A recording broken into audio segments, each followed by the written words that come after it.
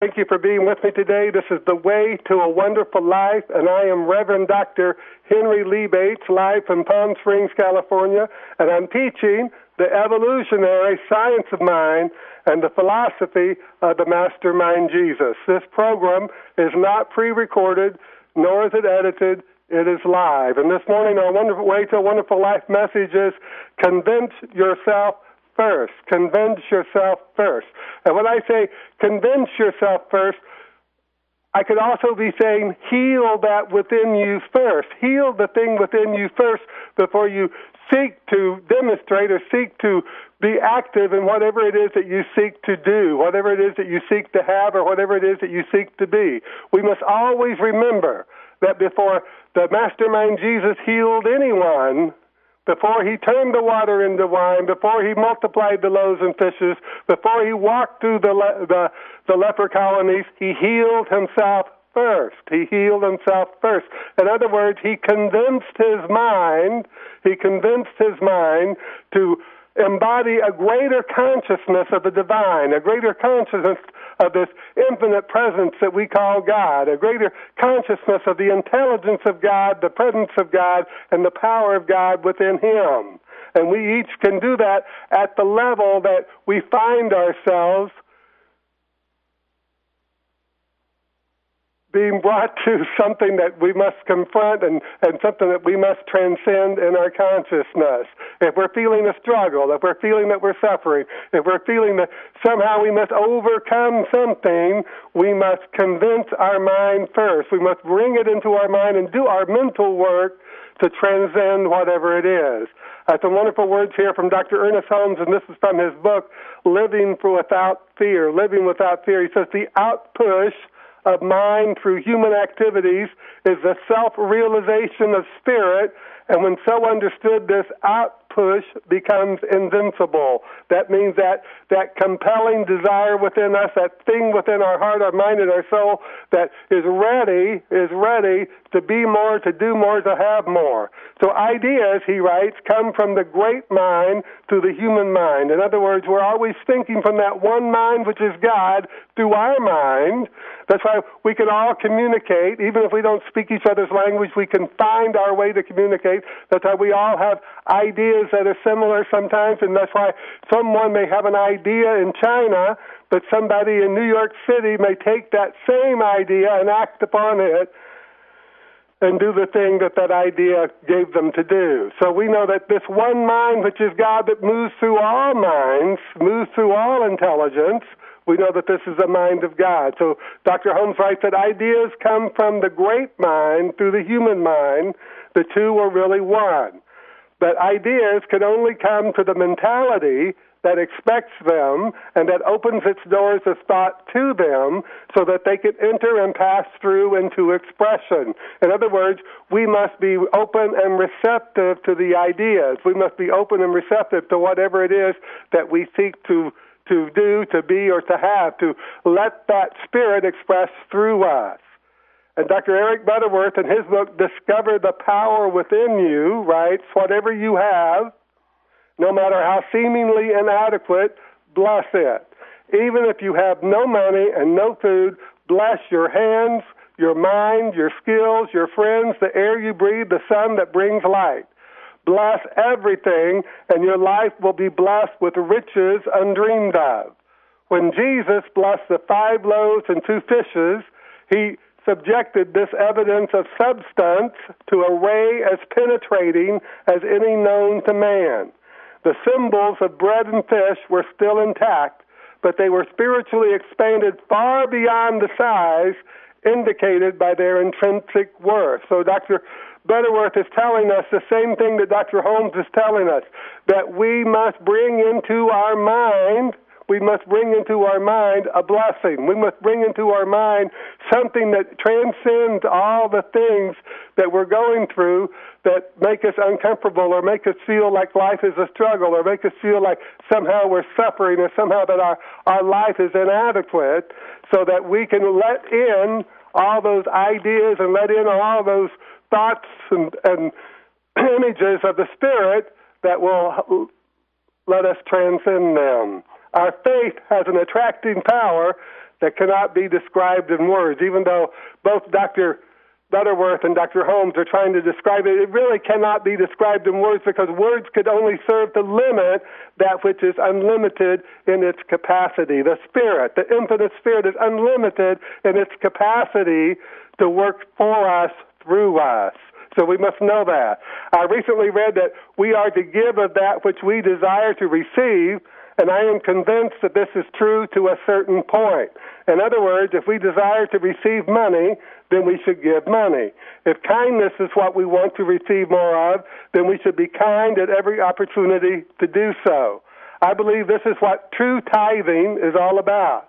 It is directing our mind to a conscious action of recognizing what we are causing. In other words, if I meet somebody on the street and they ask me for money and I just pass them by, but I'm looking to prosper myself, I'm looking to prosper the ideas that came to me, to prosper my business, whatever it is that I want to see a financial increase in, I must give them money, and I must realize as I give to them that I'm giving to the universe that's going to bring this money back to me in the form of prosperity or the form of success of my business, because if I see myself as having less when I give, then I have registered in my consciousness lack. I've registered in my consciousness less. I've registered in my consciousness that I don't have, so I must negate that in my mind by giving and giving joyfully. Giving and giving joyfully, and knowing that whatever it is that I give, it returns to me multiplied abundantly.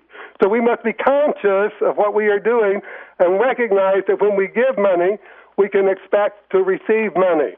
Yet we must also be conscious that we are not expecting our kindness or our money to be received from those to whom we give them.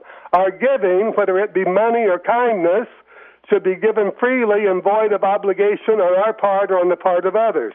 If we want more kindness in our life, if we want more peace in our life, then we must give that kindness and that peace to others. When we want whatever it is that we want, if we want more joy, then let ourselves inspire others to feel joy, and we'll let that joy come back into our experience, because as it enters into our mind to think of joy, joy will find its perfect place in our life. Our giving, like I said, whether it be money or kindness, should be given freely and void of obligation on our part or on the part of others. Freely give and freely receive is the instruction from the mastermind Jesus, and is the principle that we can depend on when we realize that the Spirit will give through us and to us when our mind is free of obligation or indebtedness. So often people will say, please pray that so-and-so will pay me back the money that they owe me. And I think, well, why would you want to pray for a limited source to give you money? Why not pray that the infinite will restore to you all that is yours and more? Let the infinite restore to you all the money that is yours and more, all the health that is yours and more, all the love that is yours and more, all the friendship that is yours and more. Let the infinite, which has the infinite capacity to do these things for us, through us, and as us, let it be the one we call on, always. Let the infinite source prosper us. Let the infinite source bless us. Don't seek from the limited source, which is man. Don't seek from man that which is better served by God. So let us bring back into our mind, establish within our consciousness, that we don't want to have any obligation or indebtedness in our consciousness. Eric Butterworth, in his book, Discover the Power Within You, takes this principle of giving and receiving to another level as the act of blessing. Blessing that which seems woefully inadequate requires faith. Yet faith has a level of chemistry, that is an attracting power to it, that will not only attract a greater good to us, it will also lift our mind above the seeming appearance of inadequacy. It will also lift our mind above the seeming appearance of inadequacy. But no matter what conditions we may find ourselves in, using the power of our mind, we can transcend them. That's the only thing we must depend on, is the power within our mind. Let the mind be in me. Let the mind be in me. that within all those who have captured within their mind a law of mind that is invincible. Let the mind be in me that knows that I can demonstrate whatever it is that I seek to demonstrate in my life in a greater way. Let the mind be in me that knows that I can increase the good that I seek to increase, that I can increase my health, that I can increase my wealth, I can increase the love of my life, I can increase the love of my relationships, I can increase the joy of my experience, I can increase the compensation for my work, I can increase whatever it is that I seek to increase as I bless within my mind the power of the mind within me, the power of the infinite within me to do these things. It's up to me. It's up to me to recognize that I can. It's up to me to know that this mind that knows, this mind that can do, this mind that has every creative idea necessary for me to be prospered and blessed, this mind is moving through my mind as I'm open and receptive to it, No matter what conditions we may find ourselves in, using the power of our mind, we can transcend them. No one is without this power, but often we will let the conditions or circumstances that we confront convince us that we are powerless to do anything about them. This morning, as I was looking at the news on the Internet, I saw an article from this that had a quote from this woman who was going through those floods down in Louisiana, and her house was being flooded. And she said that she prayed to God, and God told her that she would be back and that her home would be restored. So she said, I choose to believe that. And I thought, in those words, I choose to believe that, she convinced herself. She made a decision. She chose what it is that she's going to experience. She chose what it is and how she's going to be blessed. She chose what it is that she has faith in. And in that, I assure you, she will find that right and perfect way, the right and perfect resources, the right and perfect whatever it takes to have her home restored and have her life restored to that which she chooses to experience. This happens for many reasons. This happens for many reasons that we get into these places where we feel like somehow we must transcend, or somehow that our life is hopeless, or somehow our life is overwhelming. It happens for many reasons, and I think most of those reasons have to do with our emotions and our attachments to our problems. So many times we feel shame and blame when our finances go out of kilter, when all of a sudden our bank account has a balance that makes us feel nervous, or has less than we require to do the things that we think we require to do.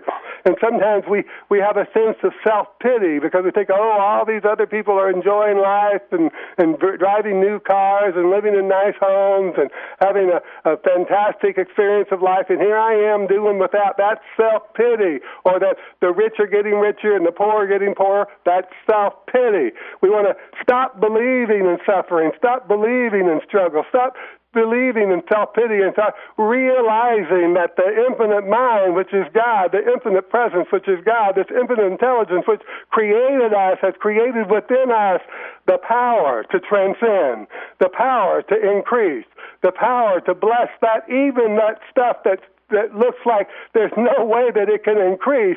This power of the mind can increase it. This power of God working through our mind can increase our good, can bless us immensely, bless us beyond our expectations if we bring it into our mind. So we must realize that when we feel overwhelmed, it is because we have overwhelmed ourselves by not rejecting the thoughts and ideas that appear to limit us.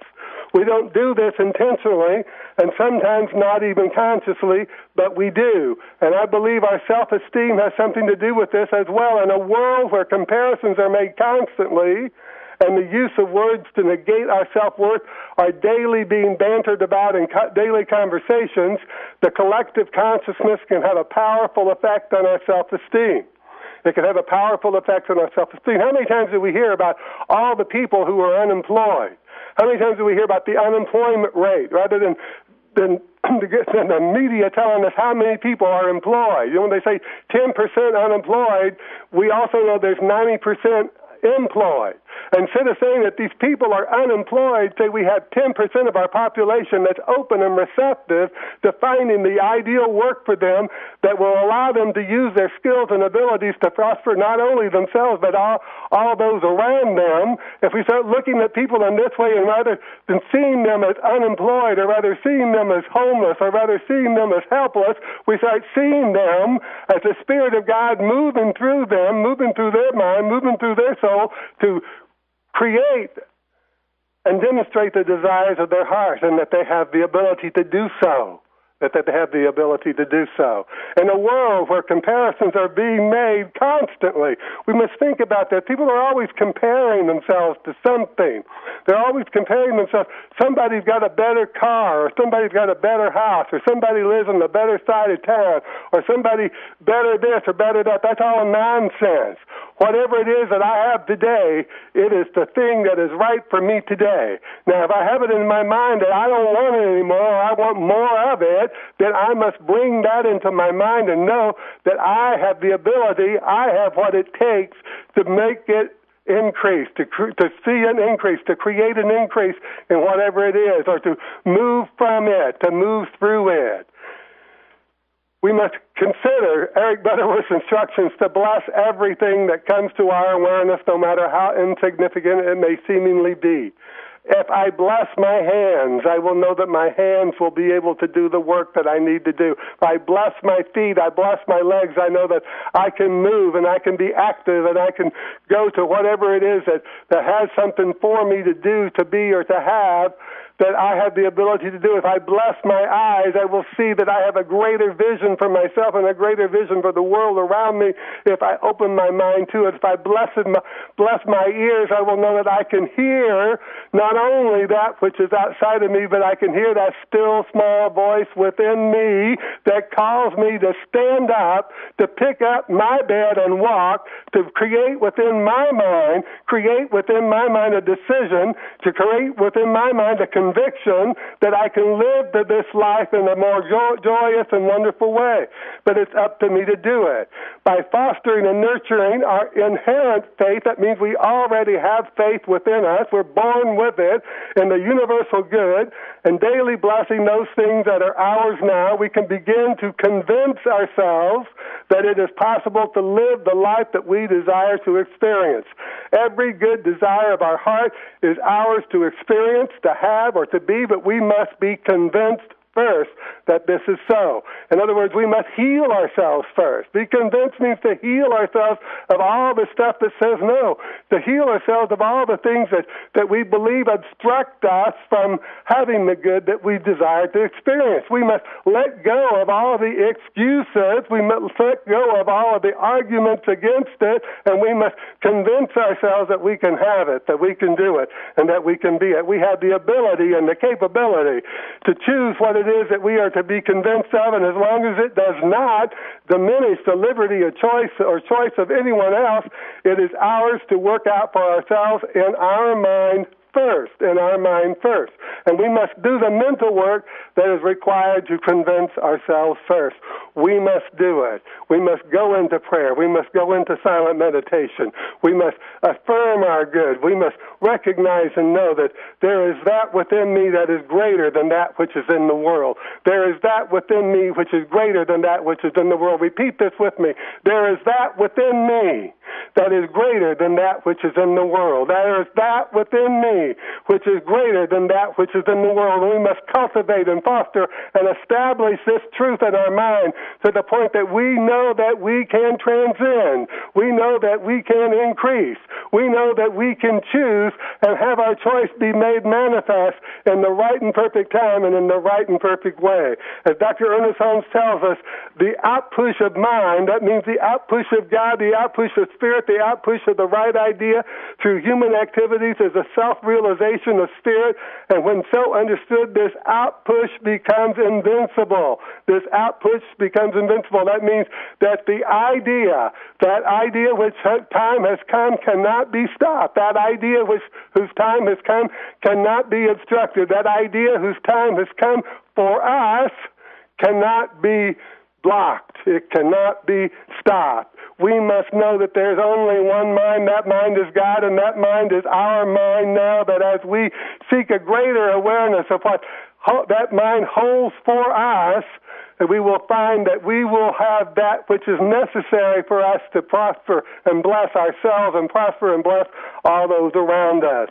Some people, that's not you and me, some people continue to believe that we are subject to God's will. God's will. But as we look at the nature of God intelligently, we realize that if God would have a will for us, it would be that we choose to enjoy the infinite good that God has made available to us, that we choose to enjoy the infinite good that God has made available to us. The radical Jesus taught that the kingdom of heaven is within you, not low here or low there.